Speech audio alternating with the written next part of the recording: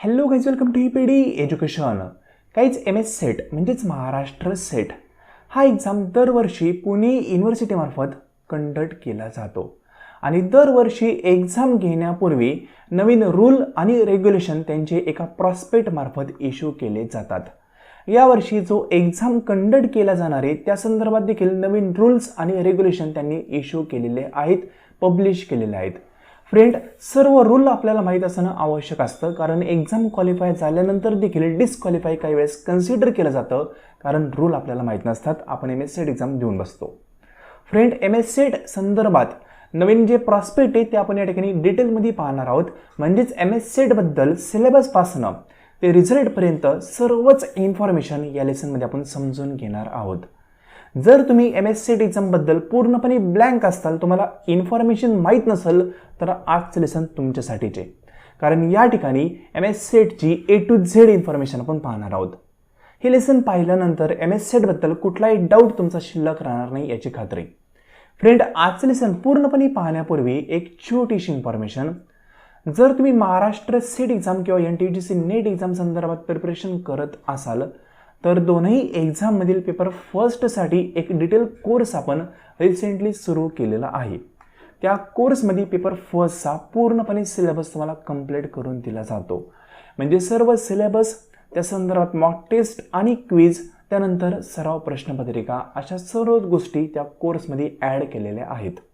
हा course join केल्यानंतर other कुठलाही स्टडी तुम्हाला करण्याची गरज पडत नाही.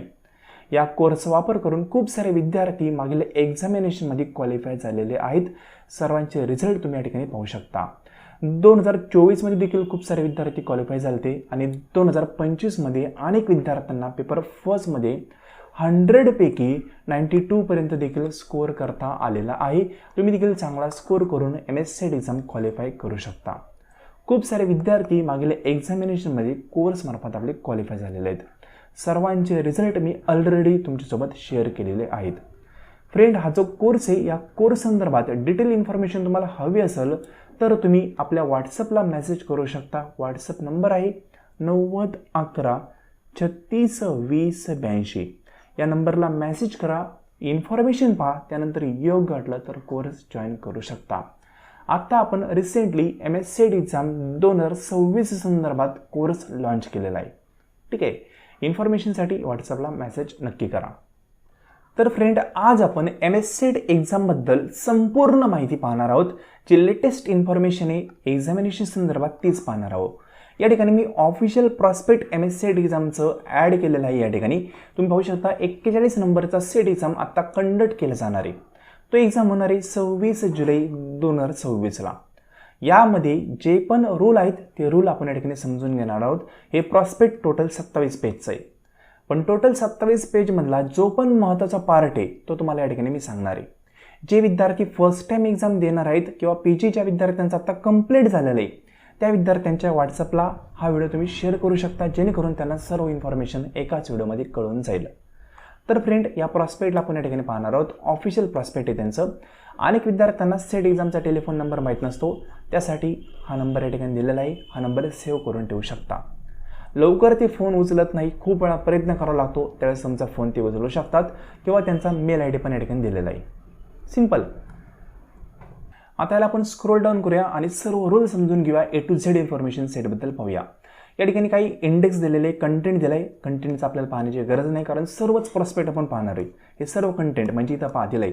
इम्पॉर्टंट डेट कुठले आहेत, ठीक आहे ना, त्याची फी किती असते सेट एक्झामची, त्याचं रिझर्वेशन पॉलिसी कशी आहे, इलिजिबिलिटी क्रायटेरिया काय आहे, त्यानंतर सब्जेक्ट कुठले असतात, तुमचं PG कुठल्या सब्जेक्टमध्ये असेल तर कुठल्या सब्जेक्टचं सेट एक्झाम तुम्ही देऊ शकता ते पण या ठिकाणी दिलेलं आहे. एक्झामिनेशन सेंटर कुठले असतात, ॲप्लिकेशन फॉर्म कुठल्या वेबसाईटवरून भरायचा, एक्झामिनेशनची स्कीम काय ती आपण पाहणार आहोत. नंतर क्रायटेरिया काय आहे रिझल्टचा तो पाहणार आहोत. 40% डिसॅबिलिटीचा काय क्रायटेरिया आहे तो देखील पाहणार आहोत. त्यानंतर OMR शीट संदर्भात त्यांचे कुठले रूल आहेत, तुम्ही सर्कल कशा पद्धतीने करायचा, पेन कुठला वापरायचा ते देखील या ठिकाणी दिलेलं आहे, ते देखील पाहणार आहोत. लेटर ऑफ अंडरटेकिंग संदर्भात पण इन्फॉर्मेशन पाहणार आहोत. आणि त्यानंतर सर्टिफिकेट रिगार्डिंग फिजिकल लिमिटेशन या संदर्भात देखील इन्फॉर्मेशन पाहणार आहोत. म्हणजे इन शॉर्ट एम एस सेटबद्दल A to Z इन्फॉर्मेशन पाहणार आहोत. हे त्यांचं ऑफिशियल प्रॉस्पेक्ट आहे. या पलीकडं एम एस सेट एक्झामचे कुठले रूल नाही आहेत हे लक्षात ठेवा. ठीक आहे. इम्पॉर्टंट डेट कुठल्या दिलेल्या आहेत ते एकदा पाहूया. जो यावर्षी कंडक्ट केलेले जाणारे एक्झाम त्या संदर्भात डेट आहेत. इथे सांगितल्याप्रमाणे ऑनलाईन ॲप्लिकेशन फॉर्म सुरू झालेले आहेत 2/6/2026ला. लास्ट डेट आहे 16/6/2026 आणि विथ लेट फी जर तुम्हाला फॉर्म भरायचा असेल तर 19/6/2026 पर्यंत फॉर्म भरू शकता. रिपीट कराल, 16/6/2026 पर्यंत रेग्युलर डेट आहे आणि विथ लेट फीचे 19/6/2026. त्यानंतर पुढे जर आपण गेलं तर करेक्शन विंडो त्यांचा ओपन होईल 20/6/2026ला आणि त्याची लास्ट डेट असेल 22/6/2026. सिंपल, म्हणजे फॉर्ममध्ये कुठल्याही प्रकारचं करेक्शन असेल तर करेक्शन तुम्ही करू शकता. लॉग इन करून तुम्हाला करेक्शन करण्याची मुभा त्यांनी या पिरियडमध्ये दिलेली आहे. ॲडमिट कार्ड अवेलेबल होणारे 17/7/2026ला आणि डेट ऑफ एक्झामिनेशन सांगितल्याप्रमाणे 26/7/2026.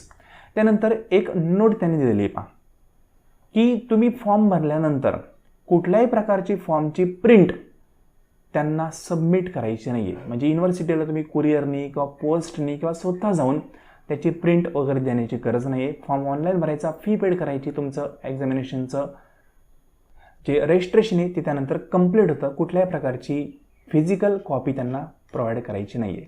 त्यानंतर आता महत्त्वाचा पॉईंट सुरू होतो आहे जे म्हणजे सर्व इन्फॉर्मेशन. इथं म्हणलं आहे जर तुम्ही कॅटेगरीमधून फॉर्म भरणार असाल तर त्या कॅटेगरीमध्ये फॉर्म भरताना नॉन क्रिमिनल लेअर संदर्भात जे पण सर्टिफिकेट आहे ते पर्टिक्युलर फायनान्शियल इयरचंच तुम्हाला लागणार आहे. म्हणजे ॲडव्हर्टाइजमेंट कधी आली ती? आत्ता आली ती, बरोबर ना, 2026ला. तर याच फायनान्शियल इयरचं तुम्हाला कॅटेगरीचं सर्टिफिकेट पण लागणार आहे. म्हणजे तुम्ही एक्झाम क्वालिफाय ज्या वर्षी होत आहे त्या वर्षीचं कॅटेगरीचं सर्टिफिकेट, नॉन क्रिमिनल लेअरचं सर्टिफिकेट तुम्हाला तुमच्याकडं मिळवून ठेवायचं आहे. फॉर्म भरताना लागत नाही आहे, रिपीट करतो, फॉर्म भरताना फक्त फोटो आणि साईन या दोनच गोष्टी लागतात. पण तुम्ही ज्यावेळेस क्वालिफाय होत आहे ना त्या वर्षीचं सर्टिफिकेट तुमच्याकडं ठेवा तुम्ही आणून. ज्यावेळेस तुम्ही इंटरव्ह्यू देताल त्यावेळेस ते तिथं दाखवावं लागू शकतं. सिंपल, तर सर्टिफिकेट काढणं आवश्यक आहे. त्यानंतर आणखी काही इन्फॉर्मेशन दिलेली ते पण पाहूया. इम्पॉर्टंट इन्स्ट्रक्शन दिलेलं आहे, मेन पॉईंटला आपण आलेलो नाही आहे, बेसिक इन्फॉर्मेशन्स पाहतो आणखी. तर या ठिकाणी सांगितले 41 नंबरचा सेट एक्झाम आहे 26 जुलै 2026ला संडेला कंडक्ट होणार आहे आणि हा एक्झाम 32 सब्जेक्टमध्ये कंडक्ट केला जाणार आहे.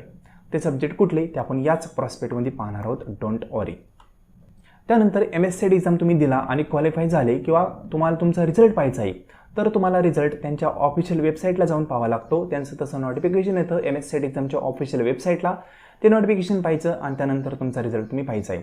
तुम्हाला पर्टिक्युलर पर्सनली रिझल्ट लागला आहे असं सेट मार्फत सांगितलं जात नाही, तेच यांनी या ठिकाणी सांगितलेलं आहे. सिंपल, तुम्हाला स्वतःहून रिझल्ट चेक करत राहावं लागेल.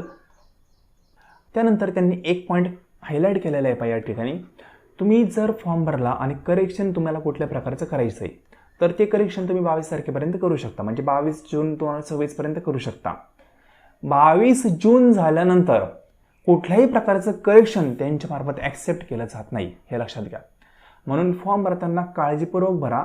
फॉर्ममध्ये जर एखादी त्रुटी राहिली ना तर तुम्ही क्वालिफाय झाले तरी पण डिस्क्वालिफाय कन्सिडर केलं जातं. म्हणजे चुकून तुम्ही कॅटेगरीच दुसरी निवडली, चुकून तुम्ही सब्जेक्टच दुसरा निवडला, चुकून तुमचं नावच चुकीचं टाकलं पूर्ण, अशा काही गोष्टी झाल्या तर क्वालिफाय होऊन देखील डिस्क्वालिफाय कन्सिडर केलं जाऊ शकतं. म्हणून जे पण करेक्शन असेल ते करेक्शन तुम्हाला 22 तारखेच्या आतच करायचं आहे, ठीक आहे ना. बाकी करेक्शनला काही पॉईंटच ठेवू नका, फॉर्म भरतानाच प्रॉपर फॉर्म भरा. आता सर्वात महत्त्वाचं पॉईंट तो म्हणजे कंडिशन ऑफ इलिजिबिलिटी. कोण MSCET एक्झाम देऊ शकतो त्या संदर्भात इन्फॉर्मेशन दिलेली आहे, खूप महत्त्वाचा पॉईंट आहे. या ठिकाणी सिंपल साधं सांगतो ज्या विद्यार्थ्यांचं मास्टर डिग्री म्हणजेच PG कंप्लीट आहे ते विद्यार्थी सेट एक्झाम देऊ शकतात. ज्या विषयामध्ये पोस्ट ग्रॅज्युएशन कंप्लीट आहे त्याच विषयामध्ये तुम्ही सेट एक्झाम देऊ शकता. विषय म्हणजे असा अर्थ नाही आहे स्पेशलायझेशन. विषय म्हणजे तुमचा कुठल्या विषयामध्ये, जसं की कॉमर्स हा एक विषय, ठीक आहे ना. कॉमर्समध्ये म्हणताल कॉस्टिंग आहे, मॅनेजमेंट आहे, तसं नाही. कॉमर्स हा एकच विषय. कॉमर्समध्ये तुम्ही सेट एक्झाम देऊ शकता, ठीक आहे ना. कधी जर तुमचं CA कंप्लीट आहे, जर तुमचं MCOM कंप्लीट आहे तर तुम्ही कॉमर्सचा फॉर्म भरू शकता. जर तुमचं MBA कंप्लीट आहे तर तुम्ही मॅनेजमेंटमध्ये सेट एक्झाम देऊ शकता. सिंपल, म्हणजे ज्या विषयामध्ये तुमचं PG कंप्लीट आहे त्या विषयाचा सेट एक्झाम तुम्हाला देता येतो. आता आणखी एक पॉईंट, PG कंप्लीट असताना तुम्हाला कॅटेगरी असेल तर मिनिमम 50% मिळावं लागतात, कॅटेगरी सर्टिफिकेट असेल तर. आणि ओपन तुम्ही असाल तर तुम्हाला मिनिमम 55% मिळावं लागतात PG मध्ये, पोस्ट ग्रॅज्युएशनमध्ये. विथआउट राऊंडिंग ऑफ, म्हणजे राऊंडिंग न करता. जसं की फॉर एक्झाम्पल एखाद्या विद्यार्थ्याला पर्सेंटेज 54.99, आता तो काय म्हणाल 54.99 म्हणजे मला 55% आहेत, तसं नाही. 54.99 तुम्ही इलिजिबल नाही आहे. 55 किंवा त्यापेक्षा अधिक टक्के हवेत, हे राऊंडअप नाही करायचं. सिंपल असं त्यांचं म्हणणं आहे. तर या ठिकाणी तुम्हाला कंडिशन काय ते कळलं असेल. तुम्ही मास्टर डिग्री कंप्लीट पाहिजे मिनिमम 55% किंवा कॅटेगरी असेल तर 50%. आता आणखी पण पॉईंट आहेत पहा. जर तुमचं PG कंप्लीट नाही आहे पण PGच्या लास्ट इयरला तुम्ही आहात, लक्षात घ्या शब्द वापरते मी लास्ट इयर, PGचं लास्ट इयर तुम्ही देत असाल तरी देखील तुम्हाला सेट एक्झाम देता येतो ॲज अ अपेअर म्हणून. कळलं. जर तुम्ही फायनल इयरचा रिझल्ट वेटिंग करत असाल, PGच्या लास्ट इयरला तुम्ही असाल तर सेट एक्झाम तुम्ही देऊ शकता. PGच्या फर्स्ट इयरला तुम्ही असताल, ठीक आहे ना, जसं की फॉर एक्झाम्पल 2 वर्षाची PG असते, मग याच्यात 1, 2, 3 आणि 4 असे 4 सेमिस्टर असतात. मग तुम्ही 3rd आणि 4th सेमिस्टरला असताल तर सेट एक्झाम देऊ शकता. आणि जर तुमचं PG 4 वर्षाचं असेल, काही ठिकाणी 4 वर्षाचं पण PG, तर त्या ठिकाणी तुम्ही पहिल्या 3 वर्ष तुम्ही सेट एक्झाम देऊ शकत नाही. तुम्हाला लास्ट इयर म्हणजे 4th इयरला गेल्यानंतर सेट एक्झाम देता येतो. याचाच अर्थ असा होतो की 7व्या आणि 8व्या सेमिस्टरला तुम्ही सेट एक्झाम देऊ शकता. सिंपल. तर आय होप कळालं असेल 2 वर्षाचं PG काय आहे आणि 4 वर्षाचं PG काय ते. सिंपल. एक पॉईंट लक्षात घ्या. सिंपल. लास्ट इयर आपला असेल तरच आपण सेट एक्झाम देऊ शकतो ॲज अ अपेअर म्हणून, किंवा आपलं PG कंप्लीट पाहिजे. सिंपल. आणि याच्यात पॉईंट असा आहे की तुम्ही ॲज अ अपेअर म्हणून सेट एक्झाम दिला, त्यानंतर तुम्ही सेट एक्झाम क्वालिफाय देखील झाले आणि मग तुमचा आला PGचा रिझल्ट. तर त्या PGच्या रिझल्टमध्ये पहिला जो क्रायटेरिया आहे 50% किंवा 55%, तो तुम्ही फिल केलेला पाहिजे. म्हणजे तुमचं PG कंप्लीट झालं ना तर तुम्हाला इतके मिनिमम पर्सेंट PGमध्ये मिळाले पाहिजे, तरच त्या ठिकाणी तुमचं सेट एक्झामचं सर्टिफिकेट व्हॅलिड धरलं जाईल. आणखी एक पॉईंट आहे, तुम्ही सेट एक्झाम क्वालिफाय झाले आणि ॲज अ अपेअर म्हणून तुम्ही सेट एक्झाम दिला होता, तर त्या ठिकाणी set exam as a appear म्हणून दिल्यानंतर 2 वर्षांच्या आत तुम्हाला पोस्ट ग्रॅज्युएशन कंप्लीट करावं लागतं. सिंपल. म्हणजे फॉर एक्झाम्पल तुम्ही लास्ट इयरला आहात PGच्या, तुम्ही ॲज अ अपेअर म्हणून सेट एक्झाम दिला, तर 2 वर्षांच्या आत तुम्हाला पोस्ट ग्रॅज्युएशनचं सर्टिफिकेट मिळावं लागतं तुमचं. म्हणजे रिझल्टची डेट आणि PGच्या सर्टिफिकेटवर जी डेट आहे त्यामध्ये 2 वर्षांचा पेक्षा जास्त गॅप नको आहे. ॲज अ अपेअर म्हणून दिला असेल तरच बात आहे. सिंपल. 2 वर्षांच्या आत तुम्हाला कंप्लीट करायचं आहे. डेट लक्षात ठेवा. कुठली डेट कन्सिडर करतात ते, रिझल्ट डेट आणि PGचा रिझल्टची डेट. ॲज अ अपेअर म्हणून दिलं तर 2 वर्षांपेक्षा कमी गॅप त्यामध्ये हवा आहे. जास्त गॅप दिसला तर तुम्ही डिस्क्वालिफाय म्हणून कन्सिडर केले जाताल. त्यानंतर जो महत्त्वाचा पॉईंट आहे तो देखील सांगतो. जर तुम्ही ऑलरेडी सेट एक्झाम क्वालिफाईड आहे तर तुम्हाला पुन्हा सेट एक्झाम देता येत नाही. सेम सब्जेक्टमध्ये, वेगळ्या सब्जेक्टमध्ये सेट एक्झाम देता येतो. सिंपल. आणि जर तुम्ही सेमच सब्जेक्टमध्ये सेट एक्झाम दिला तर तुमच्यावर लीगल ॲक्शन ते घेतील, कारवाई होऊ शकते. सो एकदा सेट एक्झाम क्वालिफाय असाल तर पुन्हा सेट एक्झाम देऊ नका. त्यामध्ये पर्सेंटेज वगैरे असा काही मॅटर नसतो. काही विद्यार्थी म्हणतात सर मी सेट एक्झाम क्वालिफाय झालेले आहेत किंवा झालो आहे पण मला पर्सेंट कमी पडले होते. काहीच हरकत नाही आहे. फक्त क्वालिफाय आणि डिस्क्वालिफाय हे महत्त्वाचं आहे. ठीक आहे. तर एकदा सेट क्वालिफाय असेल तर पुन्हा देऊ नका. पुन्हा सेट एक्झाम द्यायचा असेल तर तुम्हाला पुन्हा वेगळ्या सब्जेक्टमध्ये PG कंप्लीट करावं लागतं आणि मग सेट एक्झाम द्यावा लागतो. जसे की फॉर एक्झाम्पल एकदा कॉमर्समध्ये सेट एक्झाम क्वालिफाय झाले, M.Com तुमचं झालेलं आहे आणि तुम्ही कॉमर्समध्ये सेट एक्झाम क्वालिफाय झाले, तर पुन्हा तुम्हाला कॉमर्समध्ये सेट एक्झाम देता येत नाही. मग तुम्हाला MA केल्यानंतर पर्टिक्युलर MAच्या फील्डमध्ये तुम्ही सेट एक्झाम देऊ शकता, पण त्याच सब्जेक्टमध्ये देता येत नाही. हा पॉईंट लक्षात घ्या. सेट एक्झामला एज लिमिट असं काही नाही आहे. सेट एक्झाम तुम्ही 17व्या वर्षी पण देऊ शकता. अप्पर एज लिमिट कुठलाही नाही सेट एक्झामला. आता नेक्स्ट जो पॉईंट आहे तो म्हणजे रिझर्वेशन पॉलिसी. एक फक्त पॉईंट सांगतो, रिझर्वेशन पॉलिसी काय आहे हे सोडून द्या. लास्ट इयर कट ऑफ काय होता तो पहा आणि त्यानुसार टार्गेट ठेवा. म्हणजे 2025चा फॉर एक्झाम्पल कट ऑफ काय होता तो पाहायचा. ठीक आहे ना. आणि त्या कट ऑफपेक्षा आपल्याला 2-3% जास्त मिळवायचे हे लक्षात ठेवायचं. बाकी किती पर्सेंट रिझर्वेशन आहे काय आहे त्यांनी जास्त काही इम्पॅक्ट आत्ता होणार नाही आहे. हे तुम्ही आत्ता चेंजही करू शकत नाही. सिंपल. तरी पण तुम्हाला एक कळावं म्हणून सांगाल, या ठिकाणी 13% रिझर्वेशन आहे SC कॅटेगरीला, 7% रिझर्वेशन आहे ST कॅटेगरीला, 19% रिझर्वेशन आहे OBC कॅटेगरीला, 10% रिझर्वेशन आहे EWS ओपन कॅटेगरीमधलं EWSला त्यानंतर 3% रिझर्वेशन आहे DTA VJला, नंतर 2.5% रिझर्वेशन आहे NTBला, त्यानंतर 3.5% रिझर्वेशन आहे NTCला, त्यानंतर 2% रिझर्वेशन आहे NTDला आणि 10% रिझर्वेशन आहे SEBCला. सिंपल. त्यानंतर 30% रिझर्वेशन आहे अनरिझर्व कॅटेगरीला. आय होप पॉईंट काय तो कळाला असेल. बाकी रिपीट करेल हे सोडून द्या. महत्त्वाचं काय आहे, तुम्ही टार्गेट काय करायचं, लास्ट इयरचा कट ऑफ पाहिजे, त्यापेक्षा 2-3% आपल्याला जास्त मिळवायचे हे टार्गेट ठेवायचं. सिंपल. किंवा आपल्या टेलिग्राम चॅनलला व्हिजिट करा, लिंक डिस्क्रिप्शन बॉक्समध्ये मी दिलेली आहे. तिथं पण एक्सपेक्टेड कट ऑफ मी टाकलेलं आहे, ते टार्गेट तुम्ही ठेवू शकता. सिंपल. आता नेक्स्ट पॉईंट आहे, सेट एक्झामसाठी कुठले सब्जेक्ट आहे, तुमचं कुठल्या विषयामध्ये PG कंप्लीट आहे, तर तुम्ही सेट एक्झामसाठी कुठला सब्जेक्ट निवडू शकता हे आपल्याला पाहायचं आहे. प्रॉपरली समजून घ्या. सर्व मी वाचून दाखवणार नाही, कारण टोटल 32 सब्जेक्ट आहे. इतके वाचून दाखवायचं म्हणलं तर 15-20 मिनटं जातील. त्यापेक्षा व्हिडिओ स्टॉप करा. तुमचं PG कोर्स कुठला आहे ते पहा, या ठिकाणी दिलेलं आहे. आणि त्यानुसार तुम्ही सेट एक्झामसाठी कुठला सब्जेक्ट निवडायचा त्या ठिकाणी दिलेलं आहे. आणि PGचं कुठलं स्पेशलायझेशन आहे ते पण या ठिकाणी दिलेलं आहे. एक पॉईंट सांगतो, तुम्हाला कळेल पहा कशा पद्धतीने पाहायचं आहे. फॉर एक्झाम्पल, आता हे सर्व MA पहा, बरोबर ना. मग MA मराठी असेल तर तुम्ही MS सेट एक्झाम मराठीमधनं निवडू शकता. MA हिंदी असेल तर तुम्हाला हिंदीच सेट एक्झाम द्यावा लागेल. MA इंग्लिश असेल तर इंग्लिशमधनंच सेट एक्झाम द्यावा लागेल. जसे की MA हिस्ट्री तुमचं असेल तर हिस्ट्रीमधनंच तुम्हाला सेट एक्झाम द्यावा लागेल. सिंपल. तुमचं MA किंवा MSc आहे, पॉईंट समजून घ्या बरं का. MA किंवा MSc इकॉनॉमिक्स असेल किंवा फायनान्शियल इकॉनॉमिक्स असेल तर तुम्ही या ठिकाणी सेट एक्झामसाठी सब्जेक्ट हा इकॉनॉमिक्सच निवडायचा आहे.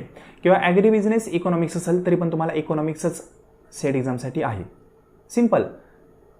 किंवा आणखी तुम्ही पाहू शकता पहा, MSc असेल, MTech असेल, MEM असेल तर तुमचं इतक्या सगळ्या सब्जेक्टमध्ये वेगवेगळं PG कंप्लीट असेल तर तुम्हाला एकच सब्जेक्ट आहे सेट एक्झामसाठी, तो म्हणजे इन्व्हायरमेंटल सायन्स. सिंपल. म्हणजे अशा प्रकारे त्यांनी कॅटेगरी दिलेल्या आहेत सब्जेक्टच्या, त्या प्रॉपरली समजून घ्या आणि त्यानुसार तुम्ही सेट एक्झाम देऊ शकता. सिंपल. सर्व सब्जेक्ट दिलेले आहेत. तुमचं PG पाहायचं, PGनुसार कुठला सब्जेक्ट आपण निवडला तर ते पाहायचं आणि त्यानुसार आपण कुठल्या विषयामध्ये सेट एक्झामचा फॉर्म भरू शकतो ते पाहायचं. हे चुकून देऊ नका बरं का. हे जर चुकलं ना तर चुकून तुम्ही क्वालिफाय जरी झाले तरी डिस्क्वालिफाय कन्सिडर केलं जातं. सिंपल. इथं म्हणले पहा, MAd असेल, MA असेल, एज्युकेशनमध्ये तुमचं MA MAd कंप्लीट आहे, एज्युकेशन सब्जेक्ट तुम्हाला निवडता येतो. सिंपल. अशा प्रकारे सर्व गोष्टी दिलेल्या आहेत. जसे दिलेलं आहे पहा, MCOM, CA, CS, ICWA असेल तर तुम्हाला कॉमर्समध्ये सेट एक्झाम देता येतो. सिंपल. आता ज्यांचं MBA झालेलं आहे, MIM झालेलं आहे, ठीक आहे ना, ह्या सर्व गोष्टींमध्ये ज्याचा PG कंप्लीट आहे वेगवेगळ्या सब्जेक्टमध्ये तर तो मॅनेजमेंटमध्येच सेट एक्झाम देऊ शकतो. मग तुमचं मार्केटिंग असो किंवा HR असो किंवा फायनान्स असो किंवा IT असो, फरक पडत नाही. सिंपल. अशा प्रकारे त्यांनी कॅटेगरी दिलेल्या आहे टोटल 32 सब्जेक्टच्या. तुम्ही एकदा प्रॉपरली व्हिडिओला पॉज करून हे सगळं पाहू शकता. ठीक आहे. किंवा आपल्या टेलिग्राम चॅनलवर मी प्रॉस्पेक्ट अपलोड करून देईल, तिथूनही तुम्ही पाहू शकता. त्यानंतर त्यांनी नोट दिलेली पहा, जो पेपर फर्स्ट असतो टीचिंग ॲप्टिट्यूड आणि रिसर्च ॲप्टिट्यूड संदर्भात तो सर्वांना कंपल्सरी असतो. हा एक पॉईंट क्लिअर झाला असेल. ठीक आहे ना. आणि हाच जो पॉईंट आहे या संदर्भातच आपण पूर्णपणे कोर्स प्रोव्हाइड करत आहोत. म्हणजे तुमचं कुठल्या विषयामध्ये PG कंप्लीट असून द्या, सेट एक्झामला जो कंपल्सरी पेपर फर्स्ट 100 मार्काचा, तर त्या संदर्भात आपण कोर्स प्रोव्हाइड करतो. सिंपल ना. त्यानंतर एक्झामिनेशन सेंटर कुठले कुठले आहेत ते पण या ठिकाणी दिलेलं आहे. टोटल 18 सिटी त्यांनी निवडलेल्या आहेत.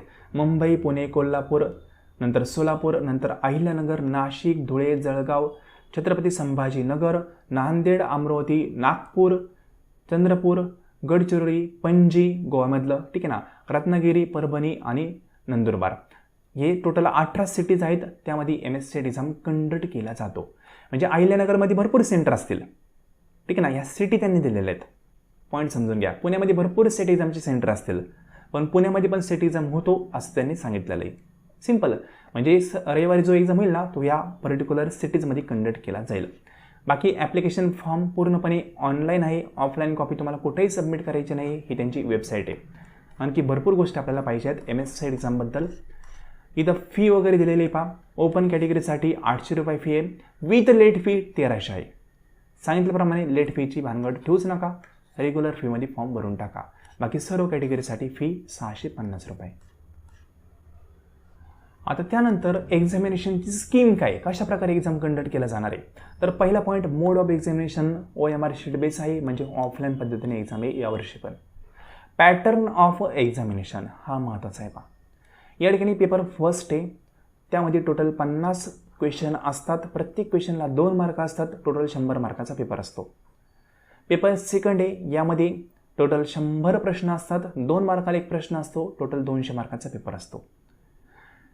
जो पेपर फर्स्ट आहे त्यामध्ये पण सर्व क्वेश्चन कंपल्सरी असतात आणि पेपर सेकंडमध्ये पण सर्व क्वेश्चन कंपल्सरी असतात, ऑप्शनला नसतं.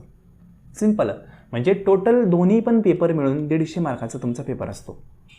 या ठिकाणी पेपर फर्स्टसाठी 1 तास अलाउड केलेला आहे. 10 वाजता पेपर सुरू होईल, 11 वाजता तो संपल. त्यानंतर 30 मिनिटाचा ब्रेक असतो. इथं म्हणले पहा विथआउट ब्रेक, पण ब्रेक दिलेला आहे. 30 मिनिटाचा ब्रेक आहे पहा, म्हणजे 11ला पहिला पेपर ते गोळा करतील. गोळा केल्यानंतर सेकंड पेपर तुम्हाला 2 तासासाठी दिला जाईल. तो पेपर अलॉट होईल 11:30 ते 1:30 वाजेपर्यंत. सिंपल. आता 11ला पेपर गोळा झाल्यानंतर काही ठिकाणी सेंटरवाले वॉशरूमला वगैरे विद्यार्थ्यांना जाऊन देतात, काही ठिकाणी अलाउड नसतं. ॲज पर सेंटर आहे ते लोकल रूल त्या ठिकाणी यूज करतात. तुम्ही पण पाहिलं असेल, काही ठिकाणी खूप कडक चेकिंग असतं आणि काही ठिकाणी एकदम रिलॅक्स असतं. ठीक आहे ना. तर इथं रिक्वेस्ट तुम्ही केली सुपरवायझरला तर तुम्हाला वॉशरूमला वगैरे ते जाऊन देऊ शकतात 11 वाजल्यानंतर. अगदी 2-3 मिनटात तुम्ही जाऊन येऊ शकता. तसं विथआउट ब्रेक म्हणलेलं आहे, म्हणजे ऑफिशियली तसं त्यांनी सांगितलेलं नाही आहे, अलाउड केलेलं नाही आहे, कंटिन्यू पेपर आहे. ठीक आहे ना. तुम्ही त्यांना तिथं म्हणजे भांडण नाही करू शकत. तसं त्यांनी म्हणलेलं आहे, मेन्शन केलं आहे विथआउट ब्रेक. पण ॲज अ रिक्वेस्ट तुम्ही थोडंसं फ्रेश होऊन येऊ शकता किंवा 11 नंतर अगदी 2-3 मिनटात तुम्ही काहीतरी नाश्ता वगैरे करू शकता. सिंपल ना, कारण 11:30ला दुसरा पेपर तुमचा सुरू होणार आहे. आणि 11:30ला सुरू होणार म्हणजे 11:30ला सुरू होणार नाही तो 15 मिनटं आधीच दिला जाणार आहे, लक्षात घ्या. कमीत कमी 10 मिनटं तरी आधी देतात ते OMR शीट. म्हणून असं गृहीत धरू नका 11:30पर्यंत आपल्याला पुन्हा ब्लॉकमध्ये जायचं आहे, तसं नाही आहे. तुम्हाला 11:15 ब्लॉकमध्ये लगेचच जायचं आहे, कारण OMR शीट ते वाटायला सुरू करतात. म्हणून लवकरात लवकर ब्लॉकमध्ये जायचं, टाईम वेस्ट करायचा नाही. जो पण आपण वर्षभर अभ्यास केला आहे तो याच वेळेसाठी केलेला आहे, म्हणून इथं कॉम्प्रोमाइज करायचं नाही. 11ला त्यांनी तुमचा पेपर कलेक्ट केल्यानंतर लगेचच वर्गाबाहेर जा, वॉशरूमला जायचं, नाश्ता करायचा, 2 मिनिटाच्या आत नाश्ता वगैरे करून पुन्हा वर्गामध्ये बसा. सिंपल. इथं काही कॉम्प्रोमाइज करू नका, टाईम वेस्ट करू नका. अनेक विद्यार्थी पाहिले मी खूप निवांत वर्गामध्ये येतात पेपर फर्स्ट झाल्यानंतर. तसं नसतं, लवकर जायचं. हाच वेळ आपल्यासाठी खूप महत्त्वाचा आहे. सिंपल. तर आय होप पॉईंट कळाला असेल.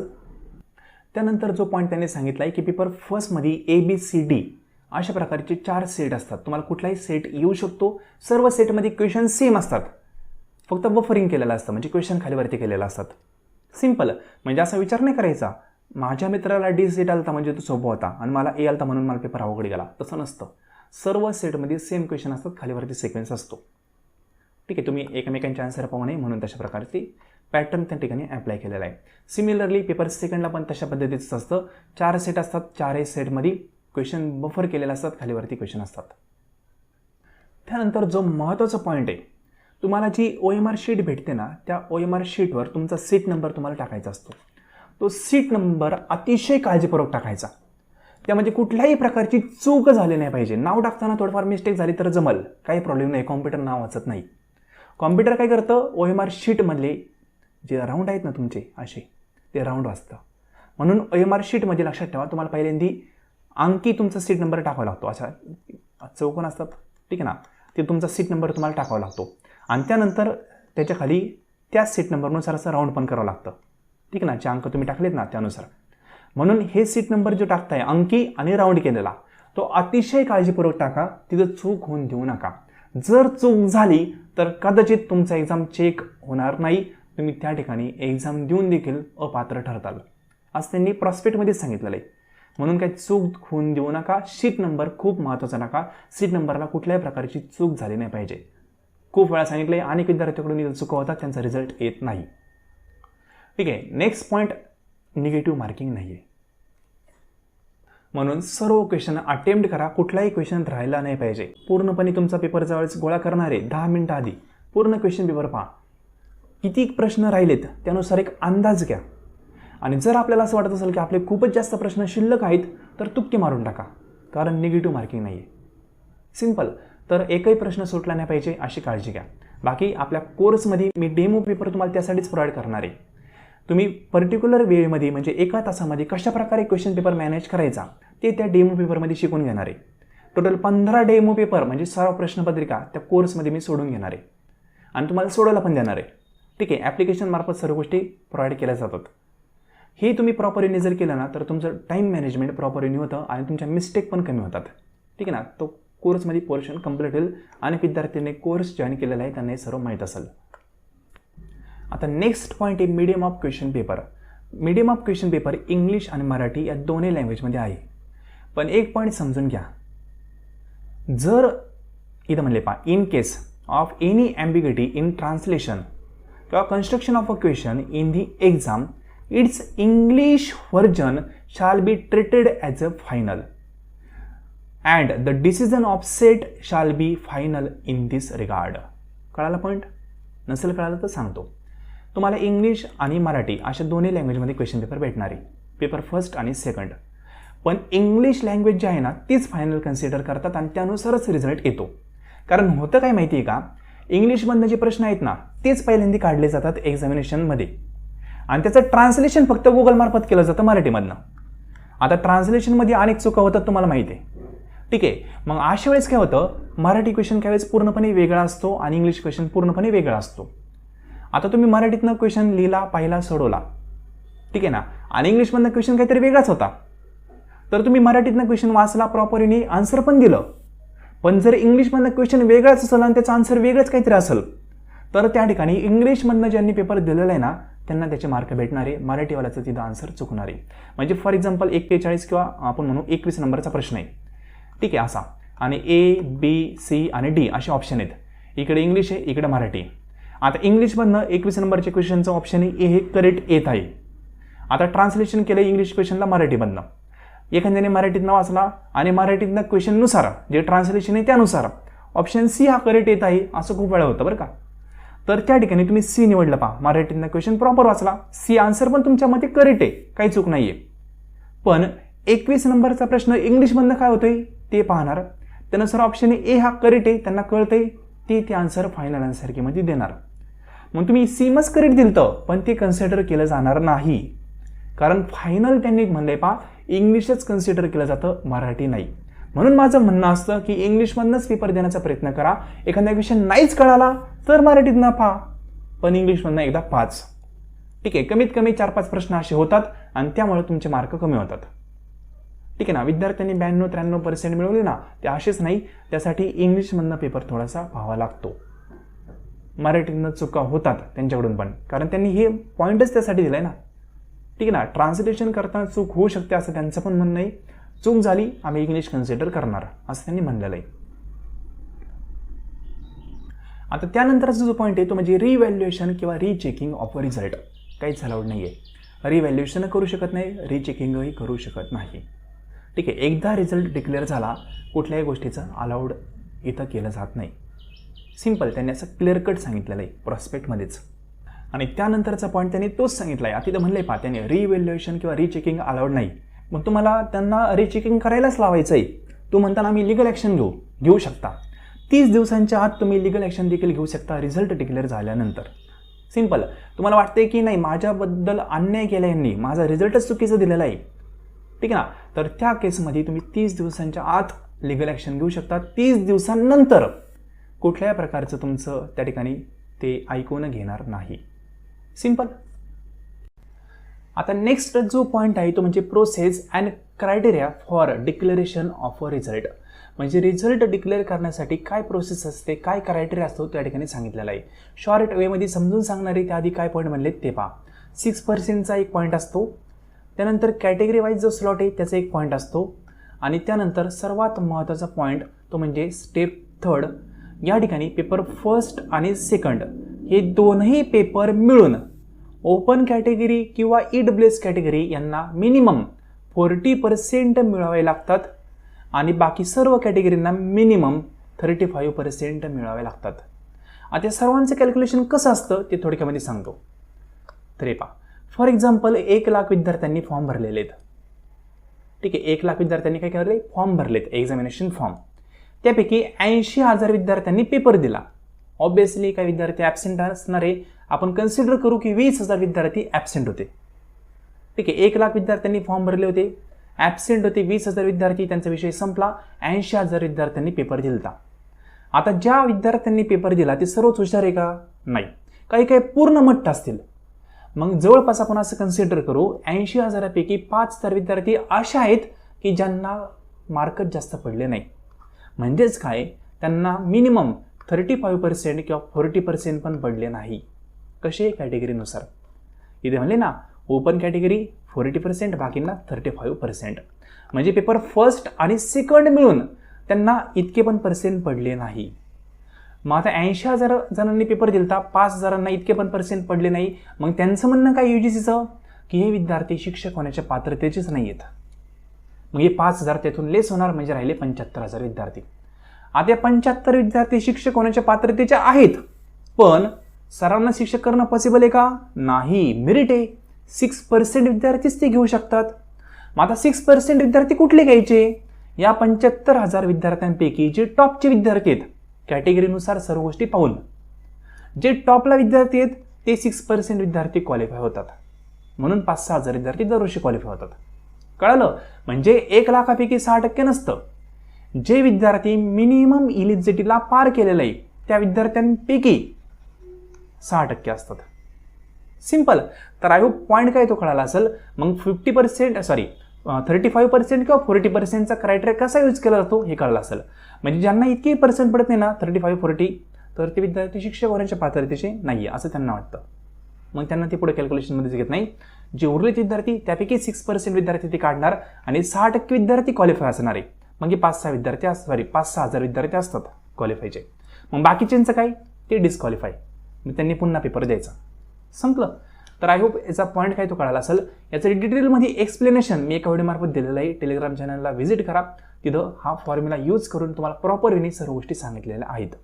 ठीक आहे, बाकी लोड घेण्याची गरज नाही आहे. तुम्हाला एकच पॉईंट सांगितलं आहे मी, मागच्या कट ऑफपेक्षा 3% किंवा मिनिमम 2% जास्त पडायचे क्वालिफाय होऊन जातात. ठीक आहे, मागच्या कट ऑफपेक्षा आपल्याला पर्सेंटेज जास्त पडायचे हे लक्षात ठेवा फक्त. बाकी एक काय क्रायटेरिया काय असतो सोडून द्या. त्यानंतर एक्झामिनेशनचा फॉर्म कसा भरायचा हे देखील सांगितलं आहे.